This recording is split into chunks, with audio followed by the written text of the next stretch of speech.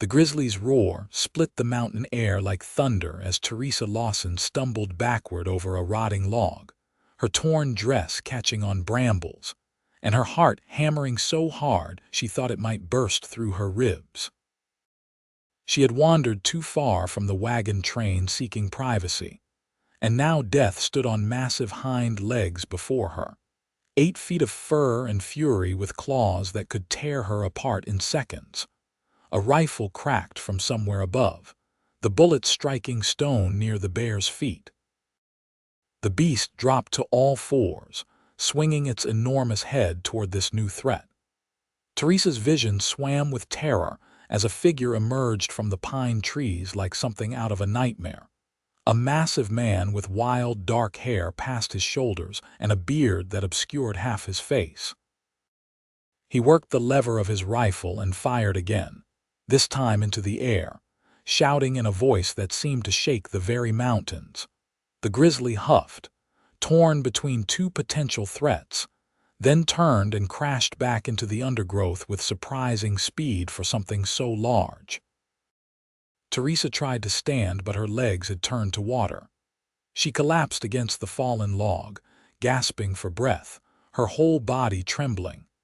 The mountain man approached slowly, rifle still ready, his pale blue eyes scanning the forest for any sign the bear might return. He was enormous, well over 6 feet, wearing buckskin trousers and a shirt that had seen better days, with a knife the size of her forearm strapped to his belt. Everything about him screamed danger, wildness barely contained in human form. "You hurt." His voice was rough from disuse, the words clipped and wary. Teresa shook her head, not trusting herself to speak yet. She was 20 years old, had traveled from Ohio to Colorado Territory with her uncle's family seeking a fresh start after her parents died of fever. She had survived river crossings and storms and near starvation on the trail, but nothing had prepared her for this moment. "Where's your people?" He glanced past her down the slope, and she could see him calculating distances, threats, possibilities. "The wagon train," she managed. "Maybe half a mile that way. I just wanted to wash in private and I saw berries and I thought." The excuse sounded foolish even to her own ears. Berries. He said it flat, without judgment, but she felt the weight of her stupidity nonetheless. "This is bear country, spring. They're hungry after winter. You're lucky I was checking my trap line." He extended a hand, rough and scarred and twice the size of hers. Teresa hesitated only a moment before taking it, and he pulled her to her feet with effortless strength.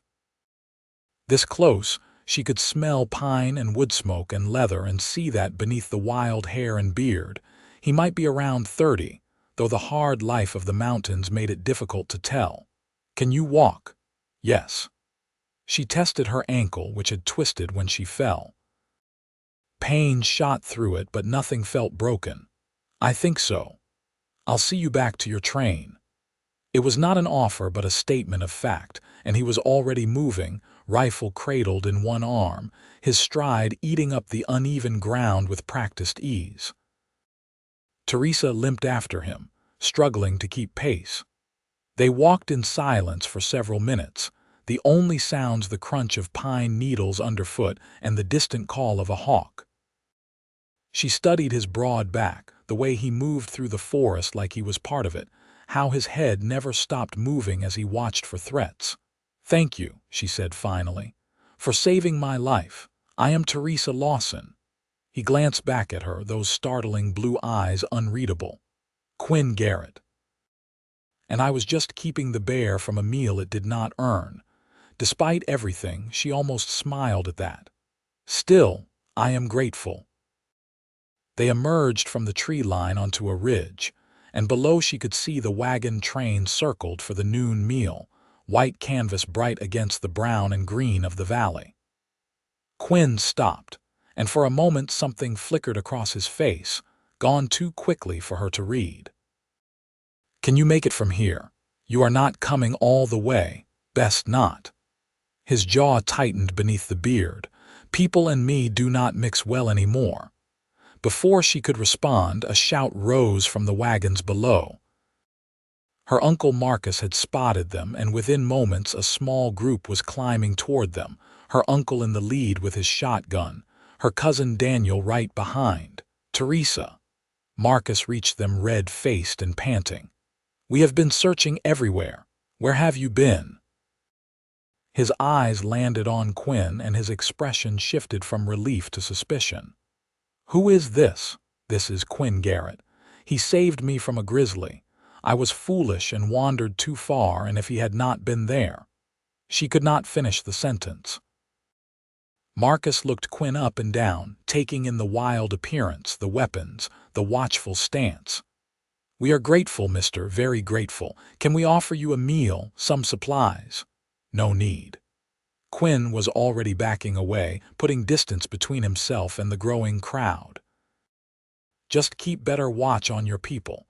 These mountains do not forgive mistakes." "Wait," Teresa called, but he had already turned and was disappearing back into the trees like smoke, there one moment and gone the next. "Good riddance," Daniel muttered. "Did you see the look of him? Probably half savage himself." "He saved my life," Teresa said sharply. "Show some respect." But Quinn was gone, and her uncle was already hustling her back down to the wagons, where her Aunt Margaret fussed over her torn dress and twisted ankle, while the other women clucked and gossiped about the wild man on the mountain. That night, as the wagons prepared to move on at first light, Teresa lay in her bedroll staring up at the stars through the canvas opening.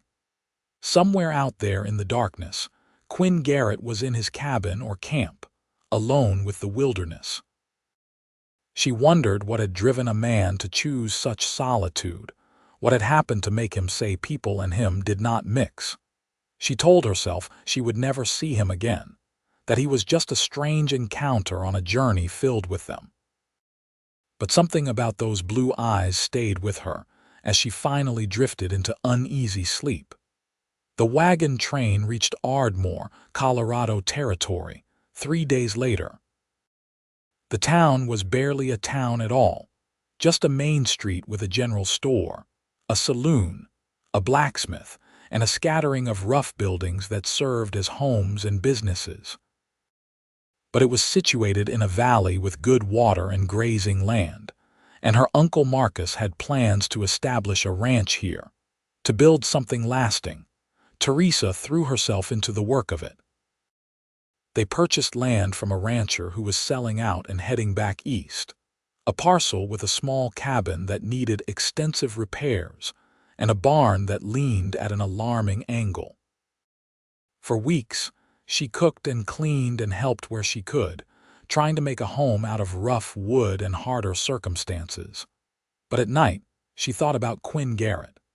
She told herself it was foolish, that she was just lonely and he had been there at a dramatic moment.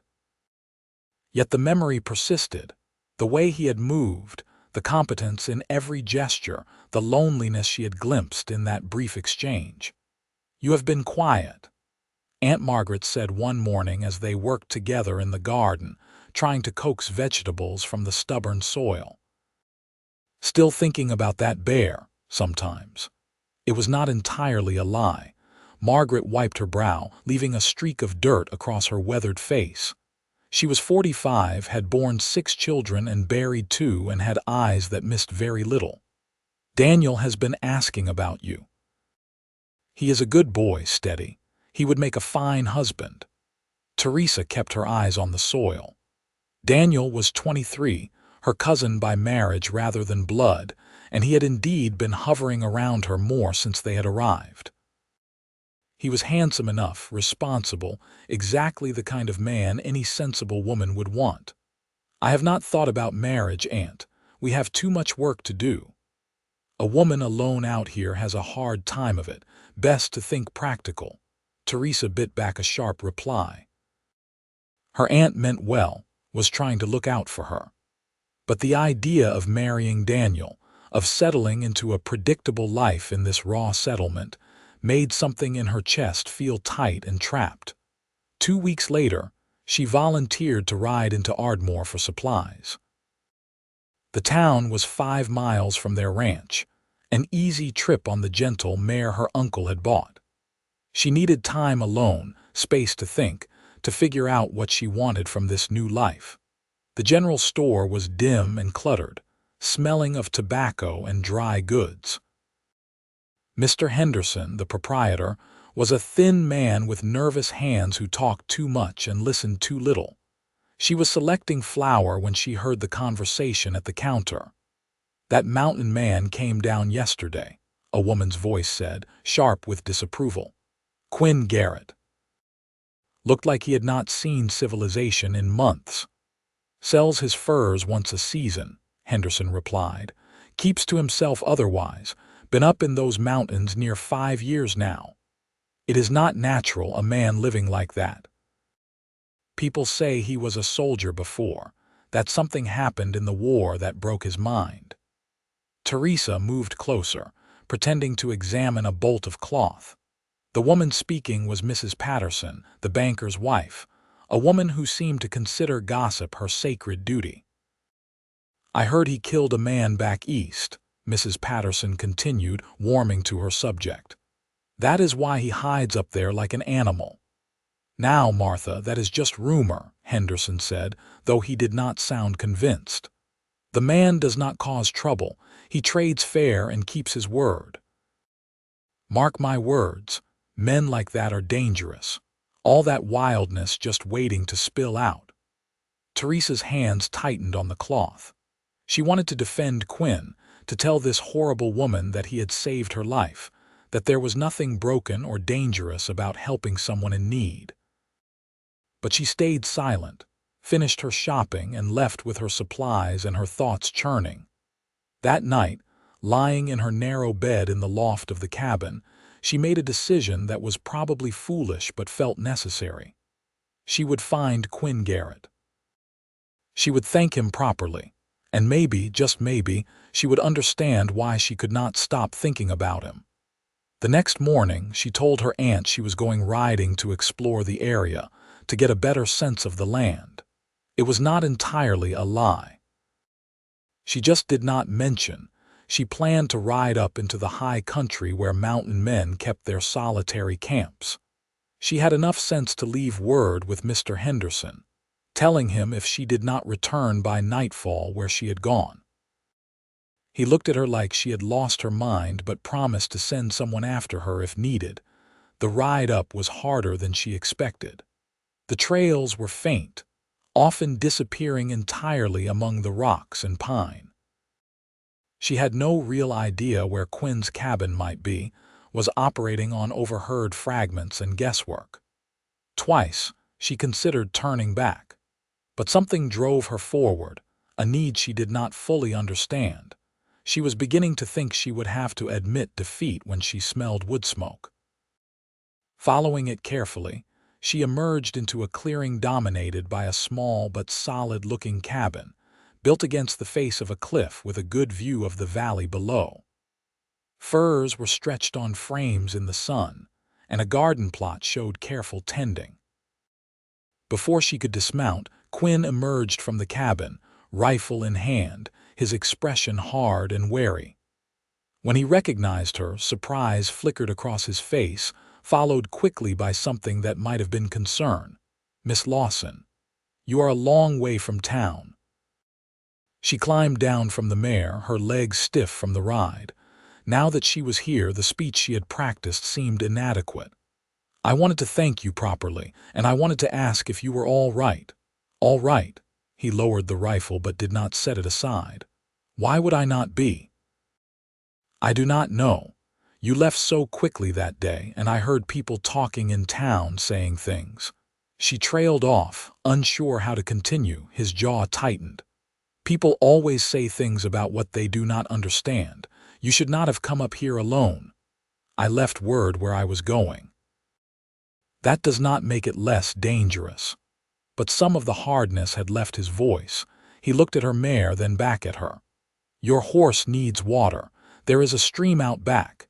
It was not exactly an invitation, but she took it as one. He led the mare around the cabin, and she followed, taking in the neat stacks of firewood, the well-maintained tools, the vegetable garden that showed careful planning. Whatever Quinn Garrett was, he was not the wild animal people made him out to be. He let the horse drink while Teresa stood awkwardly, searching for words. Up close in daylight, she could see his features more clearly. The beard hid a strong jaw, and his eyes, though wary, held intelligence and something that might have been pain buried deep. "I have coffee," he said finally. "If you came all this way, might as well rest before you ride back." The cabin was smaller inside than it looked, one room with a stone fireplace, a bed built into the corner, shelves lined with supplies and books. Books. That surprised her, though it should not have. He poured coffee from a pot by the fire into 2 tin cups and handed her one. "Thank you." She sipped it, strong and bitter and good. "People in town say you were a soldier. People in town should mind their own business." But he sat down on a stool, cradling his own cup. "But yes, I fought. 4 years of it. For the Union," he nodded. "Pennsylvania infantry, saw action from Antietam to Appomattox." The words came out flat, drained of emotion, and she knew he was seeing things she could not imagine. That must have been terrible. It was. He took a long drink of coffee. "And when it ended, I tried to go back home. Tried to be the man I was before. But that man was dead, killed somewhere in Virginia mud. So I came west, kept going until the mountains seemed high enough to match how far I felt from everything." The honesty of it took her breath away. She had expected deflection, maybe anger at her questions, not this raw truth. And have they been high enough some days? He looked at her, really looked at her, and she felt the weight of his attention like something physical. "Why did you really come up here, Miss Lawson? Teresa, please." She set down her cup, met his eyes.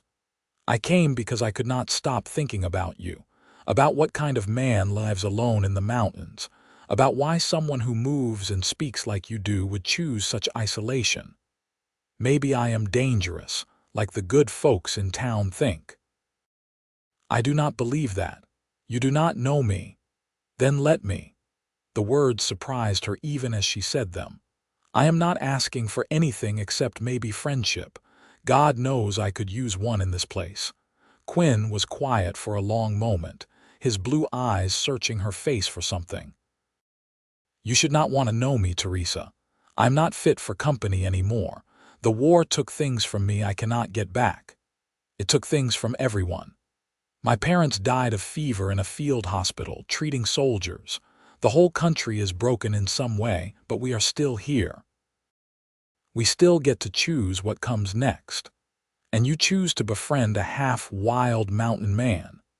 I choose to know the man who saved my life, who has books on his shelves and grows vegetables and makes decent coffee. The rest we can figure out as we go." Something shifted in his expression, a crack in the armor he wore.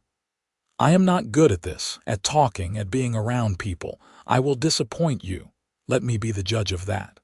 She stood, knowing she needed to head back before dark but not wanting to leave. "May I come back to visit?"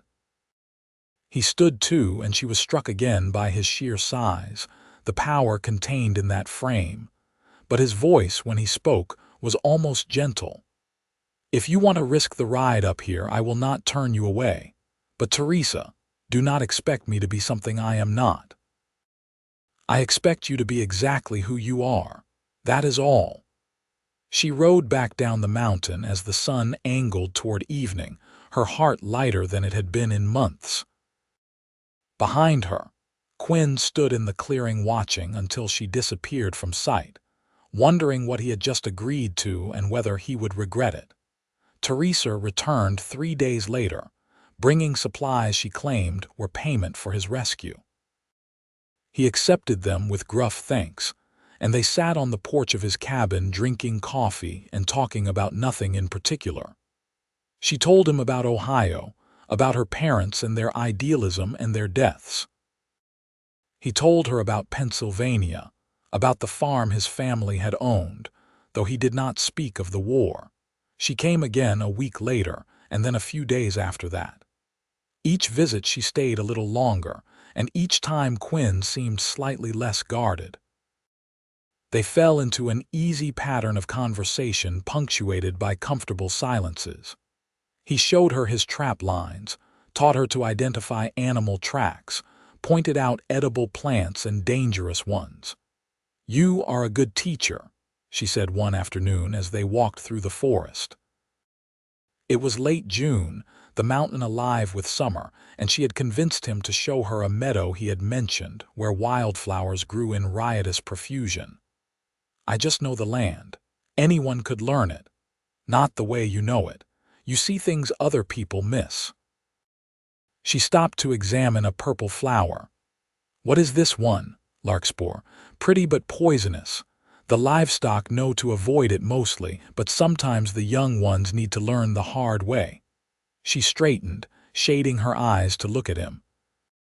The sun through the trees dappled his face, and she realized he had trimmed his beard some, that his hair, while still long, was pulled back neatly. Small changes, maybe unconscious, but changes nonetheless. "Quinn, can I ask you something personal?" He tensed slightly but nodded. "Why do you really stay up here? I know what you said about the war, about not fitting in anymore. But is that all of it?" He was quiet for so long she thought he would not answer. Then he moved to a fallen log and sat, his hands loose between his knees. She sat beside him, close enough to feel the warmth of him in the mountain air. "There was a girl back home, Sarah. We were going to marry when I got back from the war. She waited 2 years, wrote me letters, kept faith." His voice was low, steady, but she could hear the pain underneath. "When I finally came home, I was not the boy she had loved. I had nightmares that woke me screaming. I could not stand loud noises, crowds. I drank too much trying to quiet the memories. She tried to help. God knows she tried. But one night I woke from a nightmare with my hands around her throat before I even knew where I was. Teresa's breath caught, but she did not pull away. I did not hurt her badly, but I could have. I could have killed her and never even woken up." His hands clenched into fists. "She said she forgave me, wanted to try again, but I could not risk it, so I left. Came out here where the only person I could hurt was myself. Quinn." She reached out slowly, giving him time to move away, and placed her hand over his fist. "That must have been terrifying, for both of you." "I am broken, Teresa. The war broke something in me that I do not think can be fixed. Or maybe you are just healing slower than you thought you should." She kept her hand on his, feeling the tension in his muscles. "Have you had the nightmares since you came up here?" "Sometimes. Less often than before. And when you wake, what do? Step outside, breathe, remind myself where I am, who I am now, not who I was then. That sounds like healing to me, slow, hard healing, but healing nonetheless." She squeezed his hand gently. "You are not the same as you were, Quinn. None of us are, but that does not mean you are broken beyond repair." He turned to look at her, and the vulnerability in his eyes made her ache. "What if I am? What if this is as good as I get? Then you are still a good man who saved my life, who lives honestly, who has treated me with nothing but respect and kindness. That seems pretty good to me. You should not say things like that." "Why not?" "Because it makes me want things I have no right to want." The words came out rough, almost angry, but she understood it was not anger at her. "What kinds of things, Teresa?" Her name was a warning and a plea. "Tell me." He stood abruptly, pacing away from her. "You come up here with your questions and your kindness, and you look at me like I am not some broken thing hiding in the mountains. And I start to think maybe I could be normal again. Maybe I could have what other men have. And that is dangerous, because I know better." She stood too, heart pounding. "What if you are wrong? What if you are the only one who thinks you cannot have those things? You do not understand what you are saying. Then explain it to me. Because from where I stand, I see a man who has been punishing himself for years for things that were not his fault. I see someone brave and smart and kind who thinks he does not deserve simple human connection. And I want to know why you believe that. Because people get hurt around me. I am not hurt. I am standing right here and I have been coming up here for weeks, and the only thing that hurts is watching you push away something that could be good for both of us. He stared at her, chest heaving, something wild and desperate in his eyes. What are you saying? I am saying I care about you. I am saying that every time I ride back down this mountain, I count the hours until I can come back. I am saying that maybe if you let yourself, you could care about me too. Teresa. His voice broke on her name. I already do. That is the problem. She closed the distance between them, her heart hammering so hard she felt dizzy. That is not a problem. That is the best thing I have heard in a very long time. I could hurt you. You could. I could fall off my horse tomorrow and break my neck. Life does not come with guarantees, Quinn. But I would rather take the risk with you than play it safe with someone else. He reached out slowly, his rough hand cupping her face with such gentleness it brought tears to her eyes. You deserve better than a broken man on a mountain. I deserve to choose who I want, and I choose you. He kissed her then, soft and careful, like she was something precious that might shatter. She leaned into him, her hands finding his shoulders, solid and real. When they broke apart, both breathing hard, he rested his forehead against hers. I do not know how to do this, he whispered. Neither do I. We will figure it out together. They stood like that for a long moment, wrapped in each other in the mountain meadow, the world narrowed to just the two of them. Finally, Quinn stepped back, keeping hold of her hand. You should get back before dark. Your uncle will worry. Come with me. Come down to the ranch for supper. Teresa. I know it is hard, but if we are going to try this, you cannot stay hidden up here forever. Let me show you that people are not all bad, that you can exist around others without something terrible happening. He looked torn, fear and desire warring in his expression. Not yet, give me time. All right, she squeezed his hand. But eventually. Eventually, he agreed, though he did not sound convinced. She visited twice more that week, and then her uncle announced they would be moving cattle to summer pasture and needed all hands. For 10 days, Teresa was trapped in dawn to dusk work, falling into bed exhausted each night.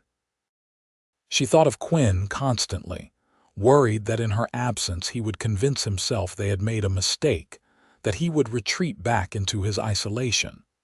When she finally managed to break free and ride up the mountain, her anxiety had built to near panic. What if he was not there? What if he had packed up and moved deeper into the wilderness? But when she reached the clearing, he was sitting on his porch as if he had been waiting. The relief that flooded through her was almost painful. I was starting to think you had changed your mind, he said as she dismounted. Never. We had cattle business. I came as soon as I could. She practically ran to the porch and he stood to meet her, pulling her into an embrace that felt like coming home. I missed you, he said into her hair. Tried to tell myself it was foolish after just a few weeks, but I missed you. I missed you too, she pulled back to look at him. Come down with me, just for supper, meet my family properly, please. Teresa, I do not think that is a good idea. Why not? They know I have been visiting you, they should meet the man I. She hesitated, the word too big and too soon. The man you what? His eyes searched hers. The man I am falling in love with. The words came out quieter than she intended, but they were true, absolutely true. Quinn closed his eyes, something like pain crossing his face. You should not love me. Too late. The heart wants what it wants and mine wants you. She took his hand. So come down and have supper with my family. Let them see what I see. And what do you see? A good man trying to find his way home. That broke something in him. She watched the decision form in his eyes, saw him push past the fear. All right, but if it goes badly, you cannot say I did not warn you. Fair enough. They rode down together, Teresa's heart soaring at this small victory. Quinn was quiet on the journey, tension radiating from him, but he did not turn back. When they reached the ranch, her uncle Marcus was in the yard working on the fence. He looked up at their approach, his expression carefully neutral. "Mr. Garrett, this is a surprise." "Sir." Quinn dismounted, and Teresa could see how much effort it cost him to stand there under Marcus's scrutiny. "Teresa invited me for supper. I hope that is acceptable." Marcus glanced at Teresa, then back at Quinn. "My niece speaks highly of you. Any friend of hers is welcome at our table." It was not effusive, but it was not hostile either. Inside, Aunt Margaret was more welcoming, fussing over adding another place setting and clearly curious about this mysterious mountain man. Daniel, however, watched Quinn with barely concealed hostility, his jaw tight and his hands clenched. Supper was awkward at first. Quinn sat at the rough table looking like he wanted to bolt, his shoulders tense, his responses to questions brief and careful. But Teresa's younger cousins, twin boys of 12 named Robert and Henry, were fascinated by him and peppered him with questions about hunting and trapping and bears, until Margaret told them to hush and let the man eat. "How did you come to be up in these mountains?" Marcus asked, his tone more friendly than interrogating. "After the war, I needed space, quiet. The mountains provided both." "You were Union." At Quinn's nod, Marcus relaxed slightly. "Pennsylvania infantry. I was with Ohio cavalry myself, saw action at Gettysburg." Something shifted in the room. Quinn looked at Marcus with new understanding. "I was there too. Third day, Cemetery Ridge, Lord.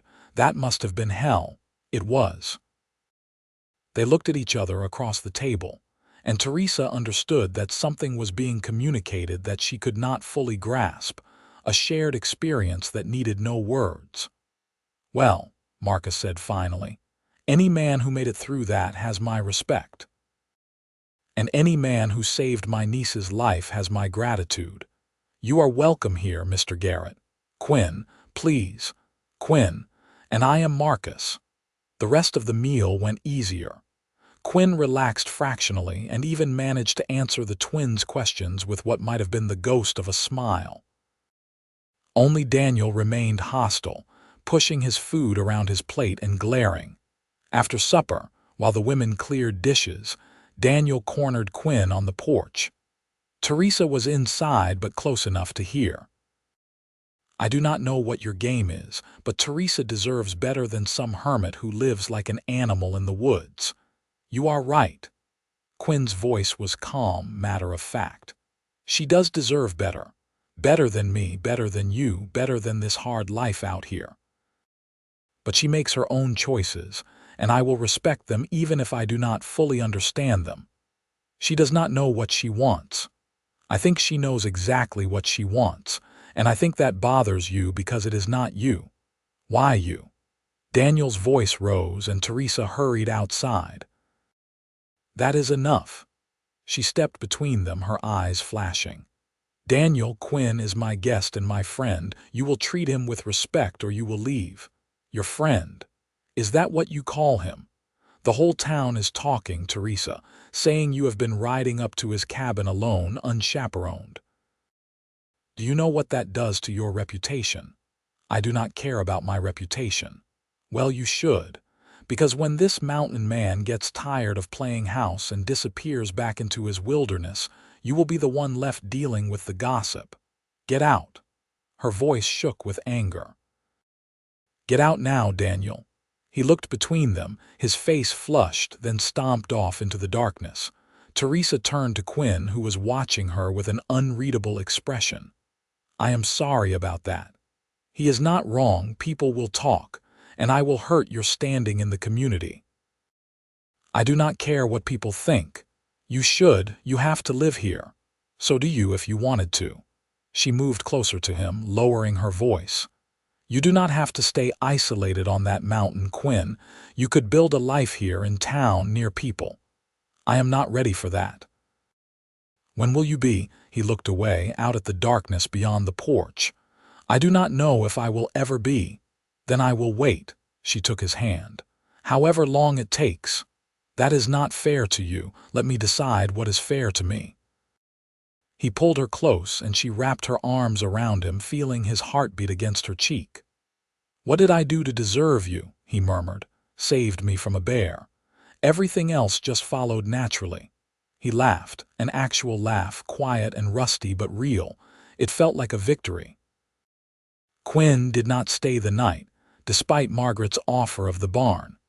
He rode back up into the mountains under a sky full of stars, and Teresa watched him go with a mixture of hope and frustration. 2 steps forward, 1 step back, but they were moving slowly toward something real. Summer deepened into August. Teresa found excuses to ride up to Quinn's cabin as often as possible, and slowly, so slowly, he began to open up. He told her about his childhood on the farm, about his parents and his younger sister who had died of scarlet fever when she was 8. He told her about the first battle he had seen, how he had vomited after, how the sergeant had told him that just meant he was still human. She told him her dreams, about wanting to teach children to read, about the school she hoped might someday exist in Ardmore. She told him about her fears, about being alone, about not knowing if she was strong enough for this hard Western life. "You are stronger than you think," he said one afternoon as they sat by his small stream, their feet in the cool water. "You rode up a mountain alone to find a stranger. You speak your mind even when people disapprove. That is not weakness. I do not feel strong. I feel like I am making everything up as I go. That is what strength is, doing the thing even when you are scared." She leaned her head on his shoulder, comfortable in a way she had never been with anyone else. "Will you come down again? For Sunday supper, Margaret is making a roast. Teresa. Please, I know it is hard, but it was better last time, was it not? Marcus liked you. The twins think you are a hero. And Daniel wants to shoot me. Daniel can go jump in the creek. Please, Quinn." He sighed, but she could feel him softening. "All right, but only because you ask. That is all I need." He came down that Sunday and the next, and gradually it became a routine. He was stiff and formal at first, but the twins' enthusiasm was infectious, and Marcus's quiet acceptance helped. Margaret fussed over him, clearly pleased that her niece had found someone, even if he was not conventional. And slowly, almost imperceptibly, Quinn began to integrate into the fabric of the family. In September, he helped with the cattle roundup, his skill with horses and knowledge of the land proving invaluable. He worked alongside Marcus and the hired hands, keeping to himself mostly but pulling his weight. Teresa watched him from the house, seeing how the men gradually accepted him, how his competence earned their respect if not their friendship. "He is a good worker," Marcus said one evening. "Quiet but reliable. He knows the land better than any of us." "He does," Teresa agreed, trying not to sound too proud. "Are you planning to marry him?" The direct question caught her off guard. We have not talked about that. Maybe you should." "You are spending all your time with him, Teresa. People are talking, and not kindly. Either you make it official or you need to step back before your reputation is completely ruined." "I do not care about my reputation. I know, but I care about you. And I know how hard this territory is on women alone. If he is serious about you, he should make an honest declaration. If he is not, then you are wasting your time." That night, lying in bed, Teresa turned the conversation over in her mind. Was Quinn serious? He had said he loved her, or at least implied it. But he had not spoken of the future of marriage, of a life together beyond these stolen moments. The next time she rode up to his cabin, she carried the question with her like a stone. Quinn greeted her warmly, pulling her into a kiss that made her toes curl, but when she pulled back, he must have seen something in her face. "What is wrong?" "We need to talk about the future." He stiffened. "All right." They sat on his porch and she turned to face him. "Quinn, I need to know what we are doing here. Are we just passing time or are we building towards something real? It feels real to me." "But what does that mean? Do you see a future for us? Marriage, a life together?" He stood, pacing to the edge of the porch. "Teresa, I am not husband material. You know what I am, what I struggle with. I know you are a good man who has been hurt. I know you are kind and honest and you make me happier than I have ever been. Why is that not enough? Because what if the nightmares come back? What if I hurt you?" "You would not. You do not know that. I do not know that." She stood too, frustration and hurt warring in her chest. "So what are you saying? That we just continue like this indefinitely, stolen visits and no commitment?" "I am saying I do not know how to give you what you deserve." "I deserve honesty, Quinn. I deserve to know if you love me enough to try, to build a real life together, not just hide away from the world. I do love you." The words burst from him. "God help me, Teresa. I love you more than I thought I could love anything. But I am terrified that I will ruin you, that my brokenness will poison what we have. Then let me help carry it. Let me be strong enough for both of us when you cannot be." She moved to him, taking his hands. "Marry me, Quinn. Build a life with me. Not up here in isolation, but down in the valley where we can have a real home, maybe children someday. A future. You are asking me to be someone I do not know if I can be. I am asking you to try, to choose love over fear, even though it is hard and scary. Because I believe in you, even if you do not believe in yourself." He pulled her close and she felt him trembling. "What if I fail? Then we fail together and figure out what comes next. But Quinn, what if you succeed? What if you are braver and stronger than you think?" He held her for a long time, silent, and she waited, her heart breaking and hopeful all at once. Finally, he pulled back, cupping her face in his hands. "I do not have a ring. I do not have much of anything. Is that a yes?" "It is a terrified yes. A yes that comes with no guarantees and a lot of baggage. But yes, Teresa Lawson, I will marry you if you are foolish enough to have me." She laughed and cried at the same time, pulling him into a kiss that tasted of salt and hope. "I am absolutely that foolish." They were married 3 weeks later in a simple ceremony in Ardmore. Teresa wore a blue dress that had been her mother's, and Quinn cleaned up until he was almost unrecognizable, his hair trimmed short and his beard neatly shaped. He was clearly terrified, standing stiff as a board while the circuit preacher spoke the words, but when it came time for vows, his voice was steady. "I promise to love you and protect you and be honest with you, even when it is hard. I promise to try to be the man you deserve, even though I will probably fall short. And I promise that every day I will choose you over my fear." Teresa's own vows were simpler. "I promise to love you exactly as you are, to stand beside you through whatever comes, and to never stop believing in the good man I know you to be." Marcus gave her away with gruff approval, and Margaret cried happily. The twins served as witnesses, solemn and excited. Even Daniel attended, though he stood in the back and left immediately after. They moved into a small house Quinn built on land he purchased at the edge of town. It was not large, just 3 rooms, but he crafted it with care, every board placed with thought to her comfort and safety. He kept his cabin in the mountains for when the nightmares got bad and he needed space, but more and more, home became the house in the valley with Teresa. The first months were hard. Quinn struggled with the proximity to town, the noise, the people. He had nightmares that woke them both, and twice he disappeared up to his mountain cabin for days without warning. But he always came back, and slowly, so slowly, the episodes grew less frequent. Teresa found work teaching children in a room at the back of the church, fulfilling her dream of bringing education to Ardmore. Quinn helped her fix up the space, building desks and shelves with the same careful attention he gave everything. He rarely spoke to the townspeople directly, but they grew accustomed to his presence, this quiet man who had married the teacher.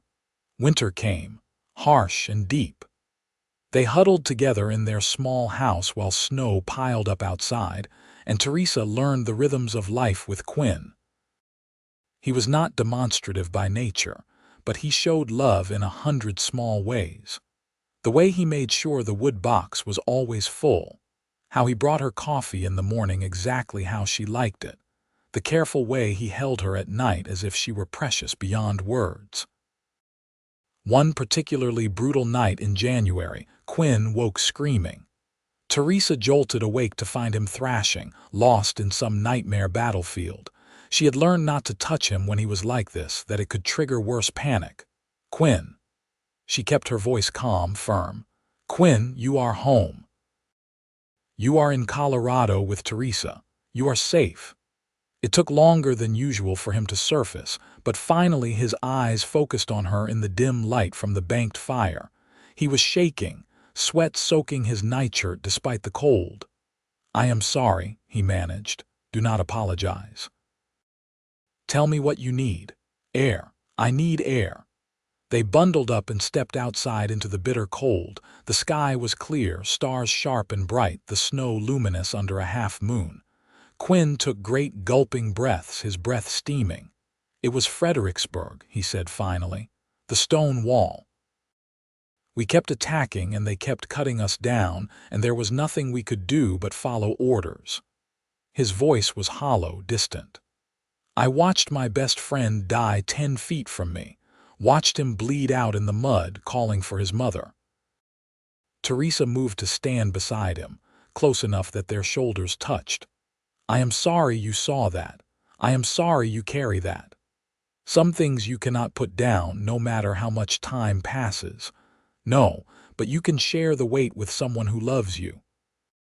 He turned to her, and in the moonlight she could see tears frozen on his cheeks. "How are you so patient with me?" "Because you are worth it. Because I knew what I was getting into and I chose it anyway. And because I believe, truly believe, that someday these nightmares will not have such power over you. You have more faith than I do. Then let me have faith enough for both of us." They stood together in the cold until Quinn's breathing evened out, until the past released its grip enough for him to return to the present. Then they went back inside, and Teresa held him until he fell back asleep, dreamless this time. Spring arrived like a promise, the snow melting to reveal new growth. Teresa's school flourished, and Quinn took on work as a guide for hunters and trappers, his knowledge of the mountains proving valuable. He was not comfortable around people, probably never would be, but he found a way to exist in the world that honored both who he had been and who he was becoming. In April, Teresa realized she had missed her monthly courses twice.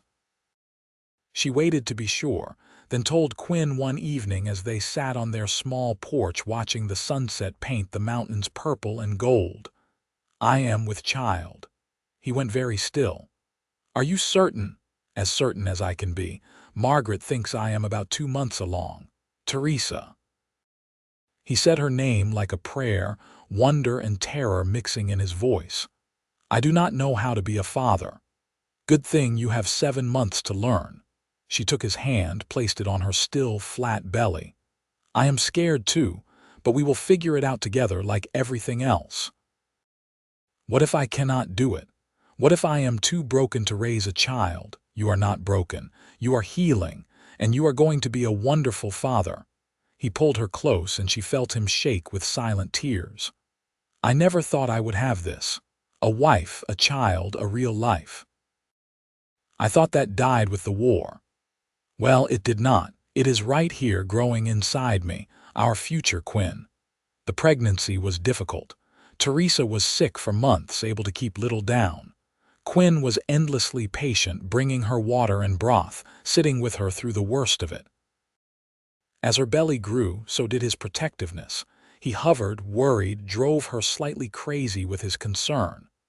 "I am pregnant, not made of glass," she told him one afternoon in August. "Women have been doing this since the beginning of time. Not my woman, not my child." Despite her irritation, warmth flooded through her. "Your woman and your child are fine, but if you ask me one more time if I need to sit down, I may scream." Noted. But he was smiling, that rare, full smile that transformed his face. The baby came early in late October. The labor was long and hard, and Quinn paced outside the bedroom like a caged animal while Margaret and the midwife worked. When it was finally over and the baby's cry split the air, he burst through the door, propriety forgotten. Teresa, exhausted and exhilarated, held up their son. "Come meet your boy." Quinn approached slowly, reverence in every step. He looked down at the tiny, red-faced creature and something in him visibly broke open. "He is perfect, he is. What should we name him?" Quinn was quiet for a moment. "James, after my father, if that is all right." "James Garrett, I love it." He reached out with one large, scarred finger and touched the baby's tiny hand. James gripped it instinctively, and Quinn's breath caught. "Hello, son, I am your father. I promise I will do my best by you." Fatherhood transformed Quinn in ways Teresa had not expected. He was gentle and patient with James, waking for nighttime feedings, pacing the floor with him during colic. The nightmares grew even less frequent, as if the baby's presence anchored him more firmly in the present.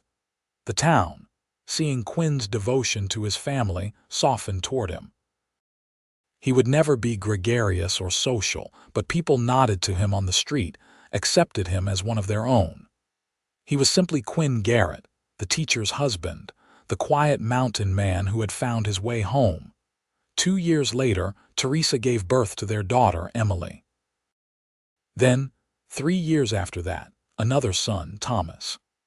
Their small house grew crowded with love and noise and the beautiful chaos of family. On their 5th anniversary, Quinn surprised Teresa with a trip back up to his mountain cabin. Her aunt agreed to watch the children, and they rode up together, the autumn air crisp and clean. The cabin looked the same but smaller somehow, a relic of a different life. They went inside, and Quinn built up the fire while Teresa looked around at the shelves of books, the carefully maintained tools. "You miss it?" she asked. "The solitude. Sometimes when the town gets too loud or the children too chaotic, I think about it. The quiet, the simplicity." He came to stand beside her. "But then I remember what I had here was not peace. It was just absence. What I have now with you, with our children, that is actually living. No regrets then about marrying you, leaving the mountains, building a life." He pulled her close. "Not a single one. You saved me, Teresa. As surely as I saved you from that bear, you saved me from a half-life of isolation and fear." "We saved each other," she corrected. "That is what love does." They stayed that night in the cabin, wrapped in each other and memories, then rode back down to their real home, to their children and the life they had built together. Years passed in the way years do, marked by birthdays and harvests, and the slow, steady accumulation of ordinary days that add up to extraordinary lives. Quinn never fully lost his wariness, his need for occasional solitude. But he learned to exist in the world, to be a husband and father, to let people in. Teresa's school grew, eventually becoming a proper building with a real teacher's salary. She taught reading and mathematics and history, shaping young minds and giving Ardmore's children opportunities their parents never had. Quinn helped however he could, building additions, fixing broken windows, telling the older children stories of the mountains and wildlife that made their eyes go wide. James grew tall like his father, with Teresa's dark hair and Quinn's blue eyes. Emily was fierce and bright, a force of nature from the moment she could walk. Thomas was gentle, a peacemaker who reminded Teresa of her own father. On evenings when the work was done and the children in bed, Quinn and Teresa would sit on their porch and watch the mountains turn purple in the fading light. Sometimes they talked, sometimes they simply sat in comfortable silence. But always Quinn held her hand, his thumb tracing small circles on her skin. "What are you thinking?" she asked one such evening. They were both past 40 now, their hair showing threads of silver, their faces marked by years of sun and laughter and hard living. "That I am lucky. That I do not deserve this life, but I am grateful for it every day. You deserve it as much as anyone. Maybe," he squeezed her hand, "or maybe I just had the good fortune to be in the right place when a stubborn woman ignored a bear and wandered into my life. I was looking for berries. You were looking for trouble. I found love instead. I would say that was a fair trade." They sat in silence for a while longer, and then Quinn spoke again, his voice quiet. "Do you remember what you said to me that day in the meadow about being the man you were falling in love with?" "I remember. I did not believe you then, did not believe anyone could love someone as damaged as I was, but you did. You loved me through the nightmares and the fear and the thousand small ways I failed to be what you needed. You never failed me, Quinn. I did, many times. But you loved me anyway, and that made all the difference." He turned to her, his eyes bright. "You tamed the wildness in me, Teresa, not by breaking it, but by giving it a safe place to exist, by showing me I could be both who I was and who I needed to become. You did the work yourself. I just believed in you. You say that like it is a small thing, but belief, when you have none left in yourself, that is everything." She leaned her head on his shoulder, comfortable and content. "Well, then I will keep believing in you for the rest of our days. And I will keep earning that belief for the rest of my days." The sun set behind the mountains, painting the sky in shades of amber and rose. Inside the house, one of the children called out in their sleep, and Quinn stood to check on them, his movements still careful and protective after all these years. Teresa watched him go, love swelling in her chest so large it almost hurt. Their story was not a fairy tale. There was no magic cure for trauma, no simple happy ending that erased all difficulty. Quinn still had nightmares sometimes. He still preferred solitude to crowds, still struggled with loud noises and unexpected touches. But he had learned to live with it, to manage it, to let Teresa and their children be his anchor to the present. And Teresa had learned that love was not about fixing someone, but about standing beside them while they fixed themselves. It was patience and faith and choosing each other every single day, even when it was hard. Especially when it was hard. As autumn deepened into winter and winter into spring, as their children grew and the town of Ardmore flourished around them, Quinn and Teresa built a life of quiet moments and deep contentment. They grew old together, their love deepening with the years like tree roots growing strong and intertwined. James went east to study medicine, driven by a desire to heal that his parents recognized and encouraged. Emily married a rancher's son and stayed in Ardmore, teaching at her mother's school. Thomas became a guide like his father, leading hunters and trappers into the high country with the same quiet competence Quinn had shown. On their 25th anniversary, Quinn took Teresa back up to the mountain cabin one last time. They were both slower now, the ride taking longer than it once had. The cabin was still there, weathered but sound, and they spent an afternoon cleaning it out, packing up the last remnants of Quinn's solitary life. "We should sell it," Teresa said, but Quinn shook his head. "Let James have it. Or Emily, or Thomas when he needs a place to think. It is part of our story, part of what brought us together. A bear brought us together. The mountain brought us together. The bear was just the introduction. He pulled her into his arms, and they stood together in the small cabin where she had first really seen him, where he had first opened his heart. "I love you," she said. "I have loved you since the moment you fired that rifle and scared off my bear, your bear. Well, I saw him first." He laughed, the sound fuller and freer than it had been in those early days. "I love you too, more than I have words for." They rode back down the mountain as the sun set, two people who had found each other against all odds and built something beautiful from broken pieces. Behind them, the cabin stood silent and empty, a monument to what was and a shelter for what might be. Years continued to pass, each one a gift. Quinn's hair went completely white and his steps grew slower, but his mind stayed sharp and his heart stayed true. Teresa's students grew up and had children of their own, and she taught the next generation with the same patience and love she had shown the first. On a spring morning in their 32nd year of marriage, Quinn woke before dawn and slipped out to the porch. Teresa found him there as the sun rose, sitting in his chair with his eyes on the mountains. "Could not sleep?" she asked, settling into her own chair beside him. "Did not want to. Days like this, when the light is just so and the air is clear, I want to see every minute of it." "Quinn Garrett, are you getting philosophical in your old age? Maybe. Or maybe I am just grateful. Every day I wake up next to you, every day I get to see my children and grandchildren, every day I get to watch these mountains change with the seasons. That is a gift I never thought I would have." She reached over and took his hand. "We have built a good life. We have built a great life. And it all started because a foolish woman went looking for berries in bear country, and a brave man came down from his mountain to help her. We saved each other. We did." They sat together as the sun climbed higher, warming their faces. Two people who had taken broken pieces and made them whole, who had chosen love over fear and built something lasting in a wild and beautiful land.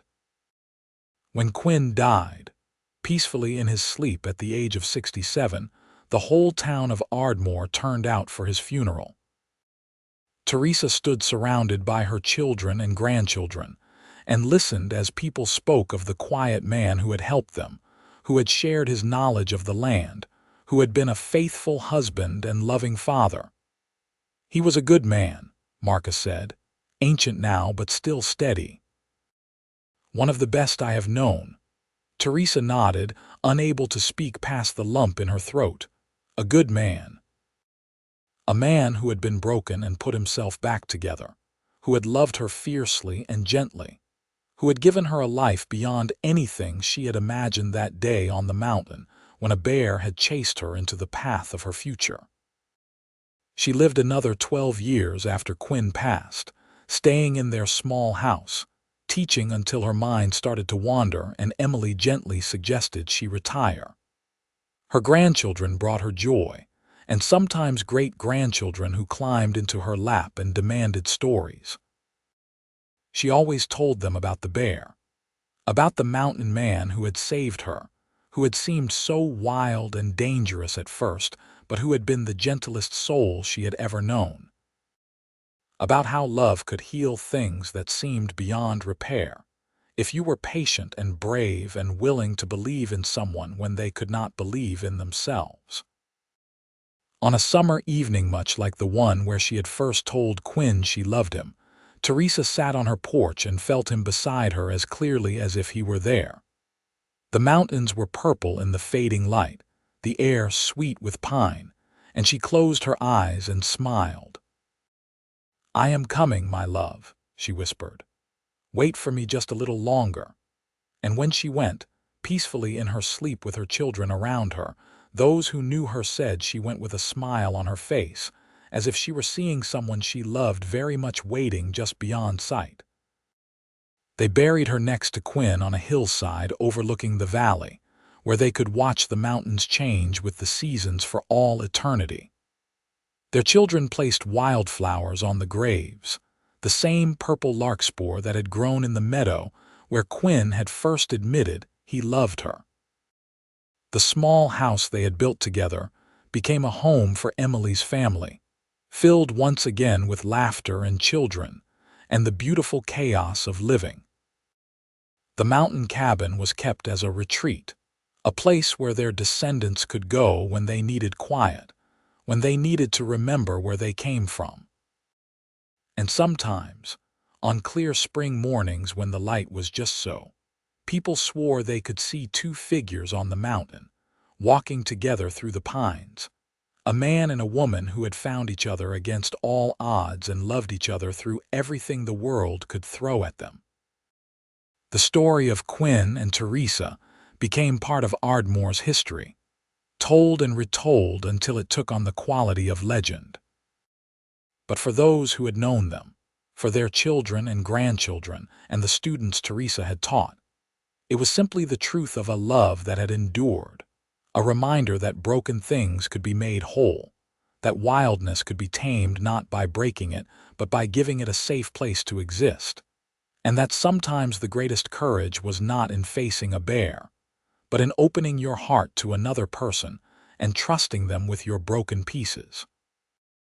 Their great-great-grandchildren still live in Ardmore, still visit the graves on the hillside, still tell the story of the mountain man and the woman he saved, who stayed to save him in return. And on quiet evenings when the wind is right, you can almost hear it whispered in the pine trees, the promise they made to each other all those years ago. To love, to believe, to choose each other every single day for the rest of their days and beyond.